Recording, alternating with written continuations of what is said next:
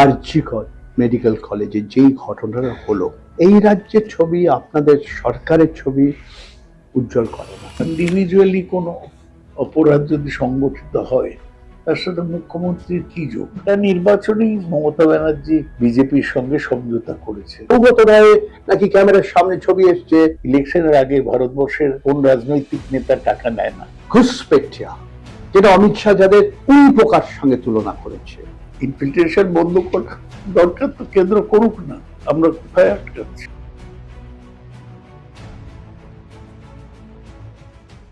নমস্কার, আমি পরঞ্জয়।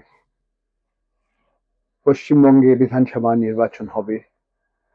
আমরা কি সত্যি একটা এই প্রায় 15 বছর হয়ে গেছে মমতা বন্দ্যোপাধ্যায় এই রাজ্যের মুখ্যমন্ত্রী, আমরা কি একটা প্রতিষ্ঠান বিরোধী অ্যান্টি ইনকামবেন্সি একটা আবহাওয়া দেখছি? আর যদি না দেখছি তাহলে তার কারণটা কি? এই রাজ্যে যেভাবে একটা রাজনৈতিক মেরুকরণ হয়েছে, একটা ধর্মের নামে মেরুকরণ হয়েছে, এবং তৃণমূল সরকারের বিরুদ্ধে অনেক ধরনের অভিযোগ, কিন্তু এটা কি নির্বাচনের ফলাফলের উপরে কোনো প্রভাব পড়বে কিনা, এই কয়েকটা বিষয় নিয়ে আজকে আমি স্বাগত জানাচ্ছি। আমার সঙ্গে আছেন সৌগত রায়। ভারতবর্ষ স্বাধীন হওয়ার 9 দিন আগে আপনার জন্মদিন হয়েছিল, আর প্রায় আপনি 79 বয়স আপনার। আপনি অনেক পদ আপনার ছিল, আপনি কেন্দ্র সরকারে রাজ্যমন্ত্রী ছিলেন, আরবান ডেভেলপমেন্ট, দ্বিতীয় ইউপিএ সরকারের সময় মনমোহন সিং যখন উনি প্রধানমন্ত্রী ছিলেন 2009 থেকে 2012, আর তারও আগে 1979-তে চরণ সিং সরকারে আপনি অল্প কয়েকদিনের জন্য রাজ্যমন্ত্রী ছিলেন পেট্রোলিয়াম মন্ত্রণালয়ে। আপনি আজকে লোকসভা সাংসদ দমদম থেকে, আপনি 5বার বিধায়ক হয়েছেন, এবং অনেকে হয়তো জানে না আপনার সম্বন্ধে, আপনি ফিজিক্সের প্রফেসর ছিলেন, মানে আপনি পদার্থবিদ্যা আপনি পড়িয়েছিলেন কলেজে। তো সৌখ দাদা, অনেক ধন্যবাদ।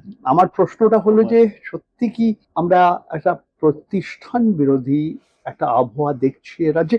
এটা কিন্তু স্বাভাবিক, যদি একটা সরকার প্রায় 15 বছর একটা রাজ্যে থাকে, একটা তো অ্যান্টি ইনকামবেন্সি, একটা প্রতিষ্ঠান বিরোধী একটা হাওয়া বা আবহাওয়া, তো এটা স্বাভাবিক।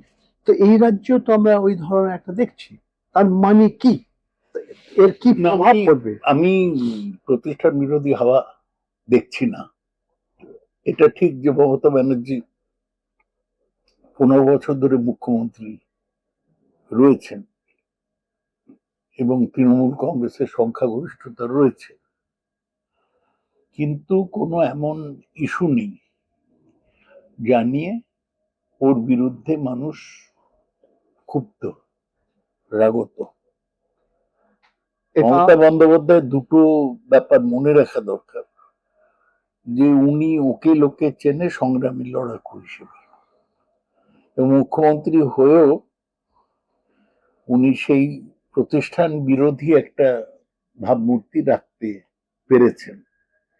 তার কারণ কেন্দ্রে যেহেতু বিজেপি সরকার আছে, মমতা ব্যানার্জিকে সারা ভারতবর্ষে লোকে চেনে বিজেপি বিরোধী একজন নেত্রী হিসেবে। সুতরাং প্রতিষ্ঠান বিরোধিতার সুযোগ অন্য কেউ নিতে পারবে বলে আমার মনে হয় না। আমার প্রশ্ন হলো যে আপনি যে কথাটা বলছেন, আপনার বিরোধী যারা, আপনাদের দলের কে বিরোধ করছে যারা, তারা কিন্তু মানবে না। ভ্রষ্টাচার, কিভাবে দুর্নীতি এই রাজ্যে, এই নিয়ে কয়েকটা প্রশ্ন আপনাকে করব। কিন্তু এই যে আইন শৃঙ্খলার ব্যাপারে, কয়েকদিন আগে হাওড়ায় দিনের বেলা বড় রাস্তায় একজন বাড়ির প্রমোটারকে গুলি ফেলে মেরে ফেলা হয়েছে তাকে। অনেকে মনে করে যে এই রাজ্যের পুলিশের ভেতর রাজনীতি ঢুকে গেছে, আপনাদের দলের লোকেদের বিরুদ্ধে কিছু করবে না, এবং আইন শৃঙ্খলা নেই, এইটা হলো অভিযোগ। আপনি কি এটা সঠিক? আমি তো দিল্লিতে অনেক সময় থাকি, দিল্লির আইন শৃঙ্খলা কি ভালো? রোজ সেখানে খুনের ঘটনা ঘটছে না? উত্তরপ্রদেশ ভারতবর্ষের সবচেয়ে বড় রাজ্য, সেখানে এরম ব্যাপক মাফিয়া রাজ চলে। ওখানকার মুখ্যমন্ত্রী যোগী আদিত্যনাথের নির্দেশে অনেক লোককে গুলি করে মেরে দেওয়ার পরেও সেখানে তো আইন শৃঙ্খলা স্বাভাবিক হচ্ছে না। তাই কিছু কিছু আইন শৃঙ্খলার সমস্যা হয়, পুলিশ ব্যবস্থা নেয়। এবং এটা ঠিক হবে না বলা যে তৃণমূল কংগ্রেসের জন্য কেউ সমাজ বিরোধী বা খুনি এরা পার পেয়ে যাচ্ছে, বরং অনেক সমাজ বিরোধী গ্রেপ্তার হচ্ছে, অনেকের বিরুদ্ধেই পুলিশ ব্যবস্থা নিচ্ছে। এবং কোনো ঘটনা ঘটলে সেখানে পুলিশ ব্যবস্থা নেয়। ধরুন এই আরজিকর মেডিকেল কলেজে যেই ঘটনাটা হলো, এটা পুরো খালি এই রাজ্য না, খালি ভারতবর্ষ না, বিশ্বের মানুষ এই ঘটনার পর অত্যন্ত তারা দুঃখিত যে এই শহরে এই ধরনের একটা ঘটনা হতে পারে। যেই রাজ্যের মুখ্যমন্ত্রী একজন মহিলা, তার কি জবাব, যেটা আপনিও পরে বললেন যে মহিলাদের রাত্রির বেলা বেরোনো উচিত না, এই ধরনের কথা উনি বলেছেন, বা অন্তত সংবাদপত্রে এইভাবে ওনাকে উনি এই ধরনের কথা বলছেন, আমরা পত্রিকা এবং ওয়েবসাইটে পড়েছি। অনেক দেরি করে, বেশ অনেক সময় পর যারা হাসপাতালের ইনচার্জ ছিল তাদের অন্য পদে সরিয়ে দেওয়া হলো। বেশ অনেকদিন পর রাস্তায় মহিলা, মায়েরা, মেয়েরা মাঝরাত্রে নেমে যাওয়ার পরে ডাক্তারদের সঙ্গে আপনার মুখ্যমন্ত্রী কথা বললেন। এই সবকটা একের পর এক ঘটনা এই রাজ্যের ছবি, আপনাদের সরকারের ছবি উজ্জ্বল করে না, বরঞ্চ লোকেরা লজ্জিত বোধ করে যে কলকাতা শহরে এই ধরনের একটা ঘটনা হয়েছে এবং রাজ্য সরকার যে তীব্র একটা গতিতে অ্যাকশন নেওয়ার দরকার ছিল সেটা নেয়নি।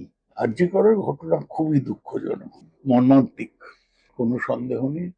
তার কারণ সেখানে যে মহিলা ধর্ষিতা এবং নিহত হয়েছেন তিনি একজন খুব যোগ্যতা সম্পন্ন ডাক্তার ছিলেন, অল্প বয়স, 31-32 বছর বয়স। ঘটনায় সবাই শকড হয়েছে, মর্মাহত হয়েছে, দুঃখিত হয়েছে।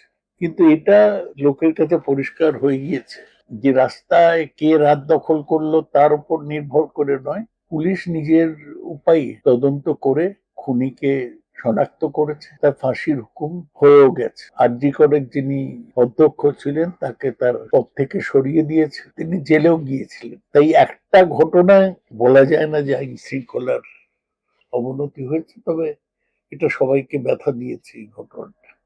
এর আগেও একটা পার্ক স্ট্রিটের একটা ঘটনা হয়েছিল, হুম। যে মহিলা নিজের নাম সব সার্বজনিক করছেন, সুজেট, সে একই একই ধরনের অভিযোগ যে একজন মহিলা মুখ্যমন্ত্রী, এই ধরনের ঘটনা শহরের ভেতর হচ্ছে, কলকাতা শহরের আচ্ছা, মাঝখানে। ইন্ডিভিজুয়ালি কোনো অপরাধ যদি সংগঠিত হয় তার সাথে মুখ্যমন্ত্রীর কি যোগ? একটা আইসোলেটেড ঘটনা হিসেবেই সেটা নিতে হবে।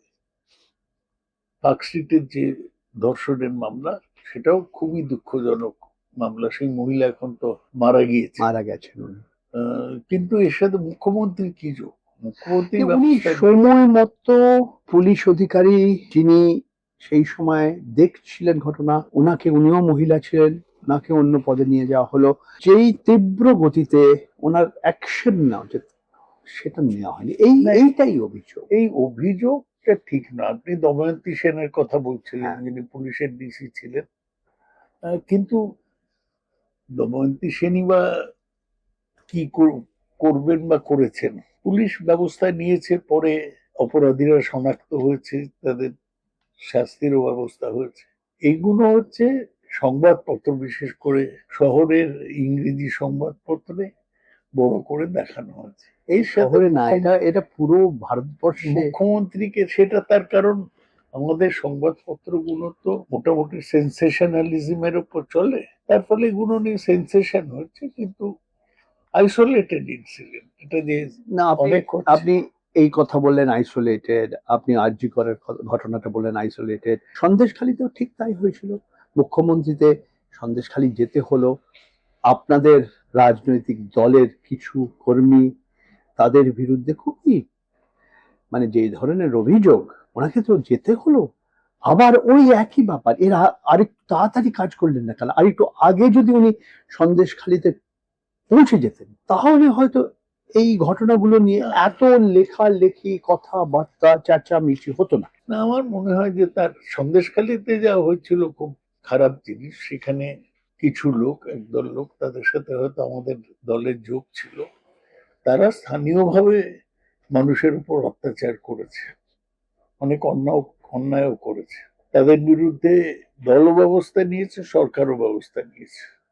তবে অত খারাপ না হলে হতো। তবে সন্দেশখালি আপনি হয়তো গিয়েছেন, অনেক দূর, অনেক আমি অভ্যন্তরে। যাইনি। সেই খবর শহর অব্দি এসে পৌঁছয় না। অনেক কটা স্টেজ আছে, তো ওইখানকার লোকাল থানা আছে, তারপর লোকাল এসপি আছে, তারপর রাজ্যের পুলিশ আছে ইত্যাদি। এই করে ব্যবস্থা নিতে হয়তো সন্দেশখালিতে দেরি হয়েছে, কিন্তু সন্দেশখালি এখন স্বাভাবিক। আচ্ছা, সৌগত দা, আপনার সঙ্গে আমি 5 বছর আগে আমি কথা বলেছিলাম। তখন আপনি বলেছিলেন, আপনি মেনে নিলেন যে আপনাদের দলের কিছু লোক হয়তো পয়সা করে নিয়েছে। তারা হয়তো ওই কাট মানি যেটা বলে, মানে যেটা সোজা ঘুষের কথা হচ্ছে, এবং আপনি মেনে নিলেন এবং বললেন যে এই ধরনের লোককে আমরা বার করে দেব। এবং আপনারা হয়তো কিছু লোককেও বলা হয়েছিল যে এই পয়সাটা যেটা নিয়েছো এটা ফেরত দিয়ে দাও, একজন দুজন সেটা ফেরতও দিয়ে দেওয়া হয়েছে। কিন্তু ভ্রষ্টাচারের যেই অভিযোগ একের পর এক হয়েছে, এবং অনেকগুলো উদাহরণ আপনাকে দিতে পারি। তবে পার্থ চ্যাটার্জি এবং ওনার বান্ধবী বাড়িতে কোটি কোটি টাকা ক্যাশ পাওয়া গেছে, ওনাকে জেল খাটতে হয়েছে। এই সব একের পর এক ঘটনা। নারদা, সারদা, আপনাদের সরকারের ছবিটা কিন্তু উজ্জ্বল হয় নাই। বারবার একই প্রশ্ন আপনাকে আমিও বারবার একই উত্তর দিচ্ছি যে কতগুলো ঘটনা ঘটেছে, সেগুলো দুঃখজনক। যেমন আমি আগে খুনের ঘটনায় বললাম, তেমনি দুর্নীতির ঘটনায় একই কথা বলছি। তবে পার্টি তো ব্যবস্থা নিয়েছে। আপনি যার কথা বললেন তাকে তো পার্টি থেকে বহিষ্কার করে দিয়েছে। তিনি জেলও দীর্ঘদিন খেটেছেন, তারপর আইনের পথেই জামিন পেয়েছেন। সুতরাং এটা একটা ব্যাপকভাবে ঘটছে এরকম নয়, কিন্তু কিছু লোক নিশ্চয়ই এই দুর্নীতির জন্য দায়ী বলে লোকের ধারণা, এবং তাদের বিরুদ্ধে সরকার ব্যবস্থা নিয়েছে। না, আর কি করতে পারে? এই যে নারদার যে কেলেঙ্কারি যেটা হলো, আপনার নামও এসেছে। হ্যাঁ, আমি বলছি না, যারা আপনাদের বিরোধ করছে, বিরোধী দলের লোক অভিযোগ দিয়েছে যে সৌগত রায় নাকি ক্যামেরার সামনে ছবি এসছে নিচ্ছে আপনার বিরুদ্ধে। সেটা কিসের? না না, সেটা কিসের? বলছে যে সে টাকা নিয়েছে। টাকা খুব বড় পরিমাণ নয়, 5 লাখ টাকা। এবং সেটা তাও ইলেকশনের আগে। ইলেকশনের আগে ভারতবর্ষের কোন রাজনৈতিক দল, কোন রাজনৈতিক নেতা টাকা নেয় না? আমাদের যা পারমিটেড লোকসভায় 70 লক্ষ লিমিট, তার মধ্যে তো ইলেকশন হয় না। তার ফলে নারদা একটা বিরাট ব্যাপার তা নয়, একটা লোক ভুল বুঝিয়ে লোককে না, দোষী বলার কথা বলেছিল। তো সে তো যা হবার, একটা মামলা হয়েছে, আমার বিরুদ্ধে তো কোনো মামলাই হয়নি। না, আপনার বিরুদ্ধে হয়নি। তবে ওই সময় বাবুল সুপ্রিয় আরেকটা, মানে খালি নারদা সারদা, রোজ ভ্যালির যেই আহ, একটা কেলেঙ্কারি হয়েছিল, একটা ভ্রষ্টাচারের অভিযোগ হয়েছিল, বাবুল সুপ্রিয় আপনার নাম করেছে, মহুয়া মৈত্রর নাম করেছে, তাপস পালের নাম করেছে। সেই বাবুল সুপ্রিয় এখন আপনাদের দলে। আর উনি এখন কি, তার মানে সে বুঝেছে যে আমাদের বিরুদ্ধে যা বলেছিল সেটা ঠিক নয়। আচ্ছা আচ্ছা, এবার আমি এই এতক্ষণ আমরা যা কথা বলেছি, নারদা, সারদা, রোজ ভ্যালি, সন্দেশখালি, আরজি কর, যে কটা ঘটনা হয়েছে এগুলি বলছে আলাদা আইসোলেটেড ঘটনা, এবং এর নির্বাচনের উপরে কোনো প্রভাব পড়বে না, এইটা আপনার। একেবারেই নয়। কিন্তু এই রাজ্যে আমরা একটা দেখেছি, এক ধরনের একটা মেরুকরণ হয়ে গেছে, রাজনৈতিক মেরুকরণ। দুটো দলই বাকি রইল। 2016-র পর একজন বাম দলের, বামফ্রন্টের বিধায়ক নেই। 2016 না, 2021-এর পর। 2021-এর পর, হ্যাঁ, 2016-এ বাম দলের কিছু বিধায়ক ছিল, কংগ্রেসের বিধায়ক ছিল। 2021-এর পর কেউ নেই। 294 বিধায়ক, একজনও বামফ্রন্টের নেই, একজনও কংগ্রেস। এই ধরনের যে রাজনৈতিক মেরুকরণ হবে, এটা অনেককে আশ্চর্য করে। এটা কি করে হলো, কেন হলো? তার কারণ মানুষের যে অভিজ্ঞতা ছিল 34 বছরের, সেটা ছিল যে সিপিএম জোর করে ক্ষমতা ধরে রাখছে। এবং তারপর সিঙ্গুর এবং নন্দীগ্রাম হওয়ার পর সেই ব্যাপারটা গ্রাম অব্দি গেল, যে সরকার জোর করে কৃষকের জমি তথাকথিত শিল্পোন্নয়নের জন্য করেছে। কৃষকরাই সবচেয়ে বেশি সংখ্যায়, তার ফলে এখনো তারা ক্ষমা করতে পারেনি। সিপিএম এর যে একটা সাংগঠনিক কাঠামো ছিল, সেইটাও ভেঙে পড়েছে। ওদের পুরনো লোকরা চলে গেছে, আর নতুন ওরা বলছিল অনেকে আসছে, তারা একেবারেই সুপারফিশিয়াল। তার ফলে ওরা আর জায়গা ফেরত পেল না। ঠিক আছে, 2021-এর আগেই, আপনাদের 15 বছর আগের কথা বলছি, 16 বছর ধরে মমতা বন্দ্যোপাধ্যায় উনি বিরোধ করেছিলেন যেইভাবে ভূমি অধিগ্রহণ করা হয়েছিল সিঙ্গুরে, নন্দীগ্রামে। কিন্তু সেই শিল্প কিন্তু আর ফিরে এলো না এই রাজ্যে। এখানকার রাজ্যের যুবক যুবতীরা চাকরির খোঁজে এখনো আছে।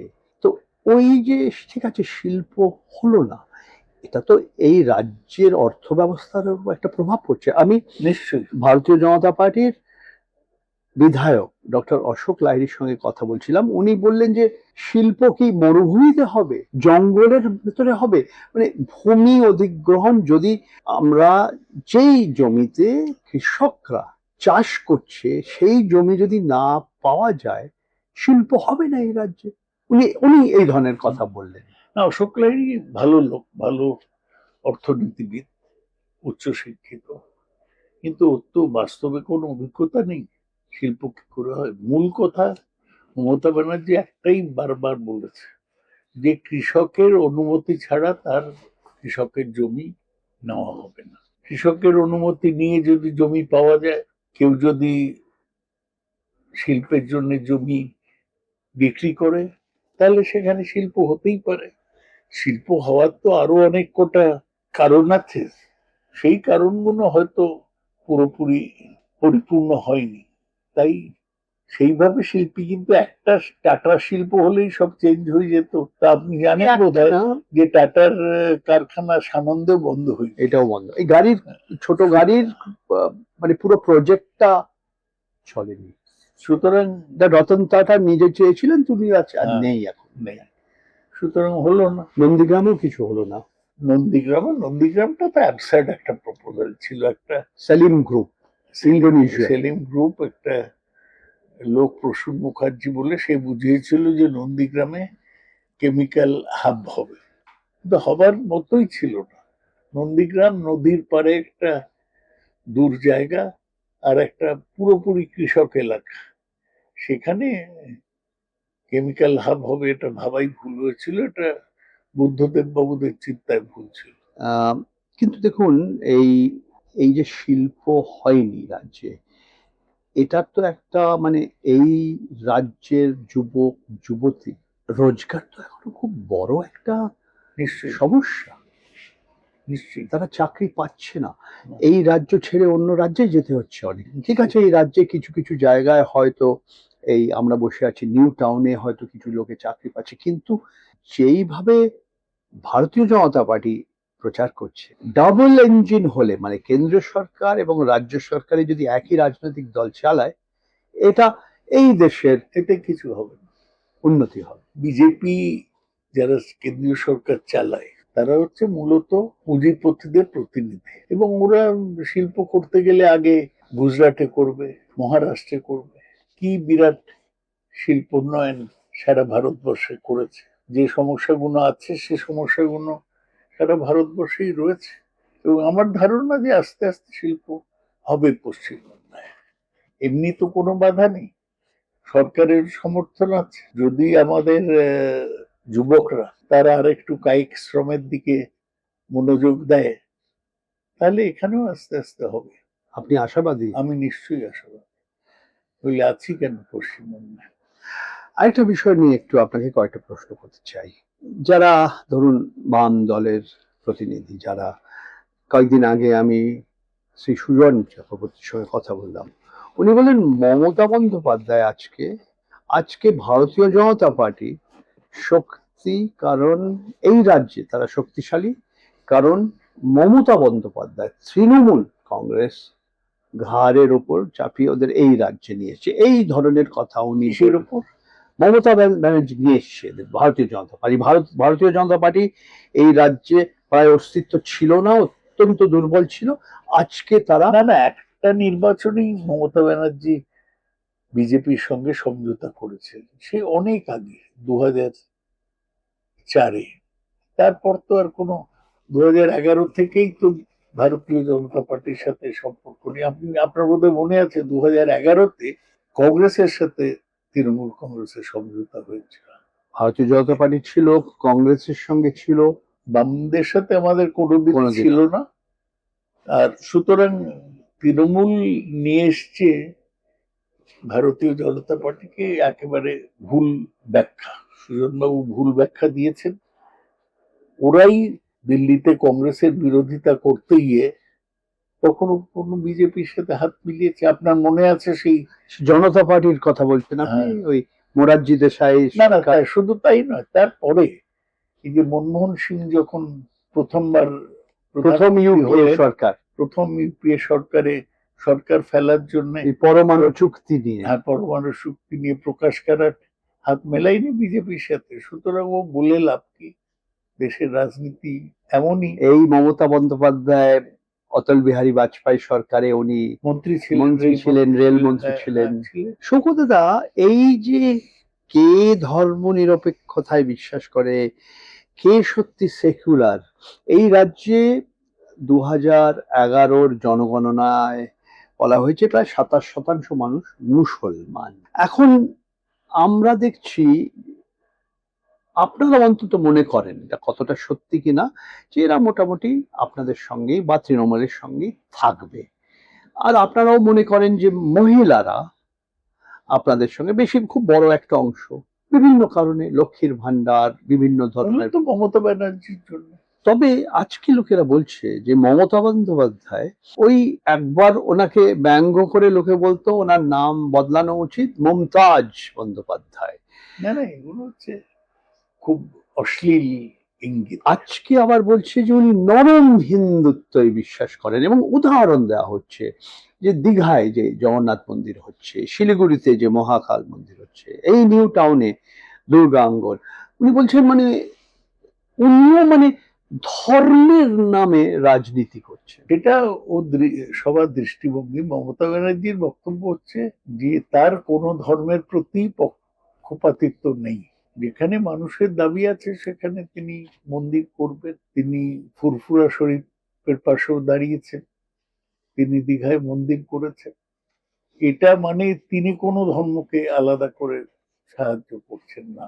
যেরকম বিজেপি রাম মন্দির করে প্রধানমন্ত্রী গিয়ে শুয়ে পড়ে সেটাকে উদ্বোধন করতে, এত বড় দেশ, সেখানে মমতা ব্যানার্জি তো আর কিছু। তারপরে আপনি জানেন লোকসভা 2024-এর লোকসভা নির্বাচনে সেই ফাইজাবাদ অযোধ্যায় ভারতীয় জনতা পার্টি হেরে গেল, সমাজবাদী পার্টি জিতলো। এখন এই রাজ্যে যেই আমরা অনেকে অন্তত বলছে যে এই ধর্মের নামে মেরুকরণ যেটা হয়েছে, তার আরেকটা আমরা দিক দেখছি, সেটা হলো অনুপ্রবেশকারী, ঘুষপেঠিয়া, যেটা অমিত শাহ যাদের উই পোকার সঙ্গে তুলনা করেছে। এটা কিন্তু কিছু লোকের কাছে, এবং এই যে যে এসআইআর যেটা হয়েছে আপনার বিশেষ নিবিড় যে সংশোধন, এটা একটা বড় বিষয়ে ভারতীয় জনতা পার্টি অন্তত একটা বড় বিষয় করে ফেলেছে। না, কিন্তু এটা ওরা অনেকদিন থেকেই এই ঘুষপেটিয়া, ইনফিল্ট্রেশন এসব নিয়ে বলেছে, এতে খুব একটা এফেক্ট হয়নি। আর ওরা যে লেভেলে বলছে সেইভাবে অনুপ্রবেশও এই রাজ্যে হয়নি। পশ্চিমবঙ্গ সীমান্ত রাজ্য, 1400 মাইল আমাদের বর্ডার আছে। কিলোমিটার না মাইল? 1400 kilometre, mile. আচ্ছা, বর্ডার আছে। কিছু কিছু লোক মানুষের গতি গরিব জায়গা থেকে একটু অবস্থাপন্ন জায়গায় হয়, কিন্তু এই দায়িত্ব তো কেন্দ্রীয় সরকারের। বর্ডার সিকিউরিটি ফোর্স কে নাগরিক, কে নাগরিক না, সে নিয়ে তো নানা রকম ওরা সিটিজেনশিপ অ্যামেন্ডমেন্ট অ্যাক্ট এনেছে, ওদেরই প্রভাবে election commission special intensive division করছে।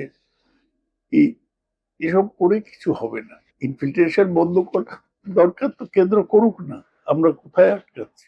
তো আপনি মনে করেন যে এবার যে বিধানসভা নির্বাচন হবে 5 বছর আগে যা ফলাফল হয়েছিল এবছর তাই হবে, একটু বাড়তে পারে কমতে পারে, আপনাদের ভোটের শেয়ার যেটা ছিল সেটাও আছে আমার কাছে, সেটাও মানে হয়তো একটু, ওতেও কি একটু 19-20 হতে পারে? খুব বেশি বিজেপির কোনো নেতা নেই, কে নেতা ওরা ঠিক করতে পারেনি। ওদের কোনো ইস্যু নেই। কখনো ওরা বলে অনুপ্রবেশী ইস্যু, কখনো বলে আইন শৃঙ্খলা ইস্যু। একটা ইস্যুকে পিন পয়েন্ট করতে পারে। মমতা যেমন 2011-তে ক্ষমতা এলেন, একটা ইস্যু ছিল, কৃষকের জমি জোর করে নেওয়া হবে না কৃষকের সম্মতি ছাড়া। সেরকম কোনো ইস্যু ওরা পিন পয়েন্ট করতে পারেনি। আর মানুষ তো উপকৃত হচ্ছে মমতা ব্যানার্জির আমলে। আপনিও বলছিলেন লক্ষ্মীর ভান্ডার থেকে শুরু করে যুবসাথী সবই মানুষকে উপকার দিচ্ছে। তাই মমতাই আবার জিতবে। তার মানে আপনার যে 2019 লোকসভা নির্বাচনের তৃণমূল কংগ্রেসের 43.3% ভোট শেয়ার ছিল, 21-এর বিধানসভা নির্বাচনে ওটা প্রায় 48% নাম, আর 48% ছিল, এবং 2024 লোকসভায় 45.7%। তো ওই রকমই থাকবে, ওই রকম ওপর নিচে একটু হতে পারে। মারছি না। আমি আবার ওই ডক্টর অশোক লাহিড়ীর কথা বলি, উনি যদি বলেন 5% সুইং হয়ে যায়, তার মানে না না 10% মানুষ যারা আগে ভারতীয় জনতা পার্টিকে ভোট দেয়নি যদি এবার দেয়, তাহলে ভারতীয় জনতা এগুলো বাস্তব জ্ঞানহীন পরিচয়। কেন লোকে সুইং করবে বিজেপি?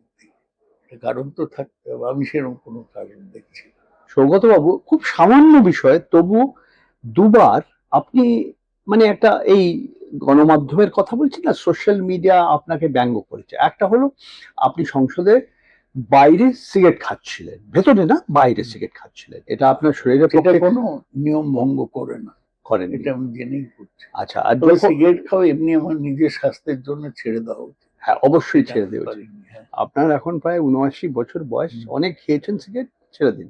আর আপনি ওই জুন মালিয়ার পাশে বসে একটু ঠাট্টা ইয়ার্কি করছিলেন যখন বাজেট না, না, নির্বাচন, সুতরাং আপনি হয়তো জানেন পার্লামেন্টের মধ্যে প্রায় 500-550 মেম্বার, তার মধ্যে 300 লোক থাকে। অসংখ্য লোক বক্তৃতা দেয়, সবাই যে সব সময় শোনে তা নয়। আমার দুর্ভাগ্য বলুন সৌভাগ্য বলুন যে সেদিন আমি কথা বলছিলাম আমাদের একজন সদস্যের সঙ্গে, সেই সময় একজন বক্তৃতা দিচ্ছিল। দূরদর্শনের ক্যামেরা আপনার ক্যামেরা ওই লোকটাকে নিতে গিয়ে আমায় ধরেছে। এটা কি আছে তো ভালো, এটা মানে মিডিয়া যেটা বলছেন একটু সেন্সেশনাল, কোনো গুরুত্ব নেই। আচ্ছা, আপনি এই ইনস্ক্রিপ্ট মির দর্শকদের কিছু বলতে চান? কোনো আপনার মেসেজ আছে? আমার মেসেজ নির্বাচন হচ্ছে যে সংবাদ মাধ্যম নিরপেক্ষ হোক। অরঞ্জয়বাবু খুব ভালো সাংবাদিক, অনেক দিন ধরে করেছে, নজর লেগে যাবে এরকম প্রশংসা করেন যদি আমাকে, সবার নজর লেগে গেছে। দেশে দেশে বিভিন্ন বড় বড় যে দুর্নীতির ঘটনা উনি তুলে ধরেছেন। আচ্ছা, অনেক ধন্যবাদ সৌগত দা, আপনার বহুমূল্য সময় আপনি দিয়েছেন আমাদের। আপনারা শুনছিলেন সৌগত রায়, দমদম লোকসভা সাংসদ, উনি তৃণমূল কংগ্রেস, বহু বছর উনি রাজনীতি করেছেন, প্রায় বয়স হয়ে গেছে 79। ওনার মতামত হলো এই রাজ্যে যে প্রতিষ্ঠান বিরোধী আবহাওয়াটা নেই, এবং কয়েক মাস পর মমতা বন্দ্যোপাধ্যায় চতুর্থবার মুখ্যমন্ত্রী পদে শপথ গ্রহণ করবেন। দেখতে থাকুন inscript.me, আমাদের ইউটিউব চ্যানেলটা শেয়ার করুন, লাইক করুন। নমস্কার, প্রশ্ন করছি পরঞ্জয়।